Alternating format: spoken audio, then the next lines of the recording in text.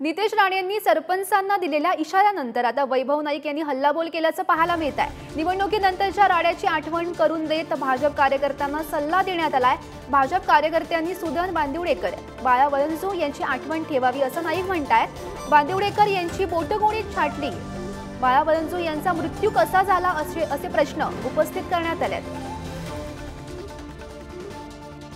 तर वैभव नाईक यांनी हल्लाबोल केल्याचं पाहायला मिळत आहे। उमेदवारांना त्याच्या सहकाऱ्यांना मी सांगेन, आपल्या निवडणुकीसारखं आपल्याला यंत्रणा लावायची।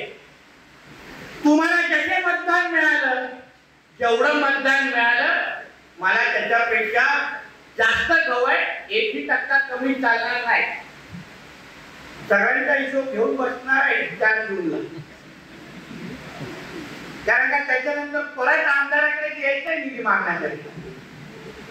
आणि मग अगर 4 जूनला मला पाहिजे तसं लीड अगर भेटलं नाही आणि मग मागणी असलेली निधी अगर वेळेत मिळाली नाही तर तक्रार करायची नाही, हे मी या व्यासपीठाच्या निमित्ताने सांगतो।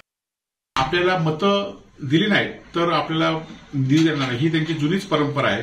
फक्त त्यांची आता एक अर्धही सरपंचांना धमकी आपण दाखवली, परंतु भाजप कार्यकर्त्यांना सुद्धा त्यांनी धमकी दिलेली आहे। आणि भाजप कार्यकर्त्यांनी नितेश राणेंच्या या प्रवृत्तीपासून सावध राहावं, कारण याआधी ज्या काँग्रेसमध्ये प्रचार करताना त्यांचा पराभव झाल्यानंतर त्यांचेच कार्यकर्ते सुदन बांदिवडेकर यांची कोणी बोटं छाटली।